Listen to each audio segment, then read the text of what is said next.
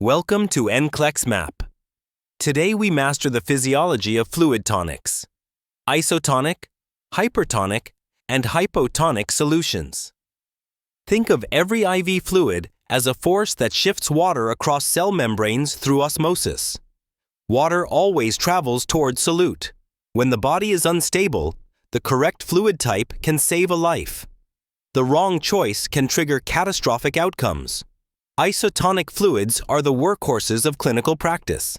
They have roughly the same osmolarity as plasma, about 270 to 300 milliosmoles per liter. When infused, they remain in the vascular space instead of pulling water into or out of cells. Examples are normal saline 0.9% and lactated ringer. These solutions are used when blood volume or perfusion is low, like a patient with dehydration, trauma, or hypovolemic shock. They rebuild intravascular space quickly, raising blood pressure, improving tissue oxygenation, and reversing tachycardia. In surgery and pancreatitis, isotonic fluids protect organs from hypoperfusion. They do not fix sodium disorders. They fix the circulation that sodium disorders damage. Hypertonic fluids contain more solute than plasma. 3% saline, 5% saline, or D10 dextrose pull water out of swollen cells and into the bloodstream. They shrink cell volume and increase serum sodium concentration.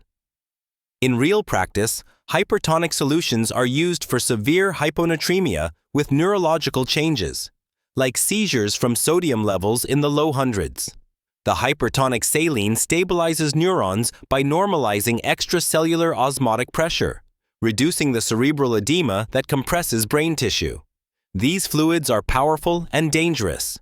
If corrected too quickly, the myelin sheaths of neurons are destroyed, causing osmotic demyelination syndrome. A safe nurse titrates infusion slowly and monitors neurostatus every hour. You never push hypertonic saline without a provider's order and ICU-level precautions. Hypotonic fluids contain fewer solutes than plasma, like 0.45% saline or D5W after metabolism. These fluids enter the bloodstream but dilute it, causing water to move into cells. They rehydrate intracellular compartments.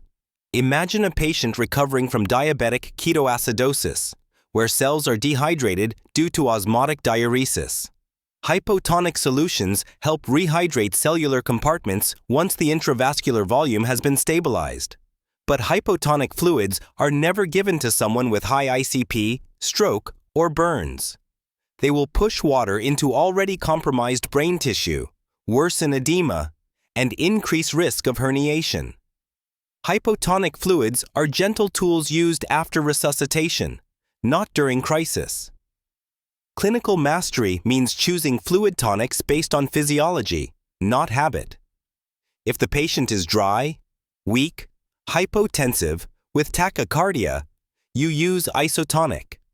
If the brain is swelling because sodium is dangerously low and seizures begin, you use hypertonic. If the lab values show dehydration at the cellular level and intravascular volume is already restored, hypotonic solutions help heal. Every IV choice is a decision about where water must move, into the bloodstream, out of swollen cells, or back into depleted ones.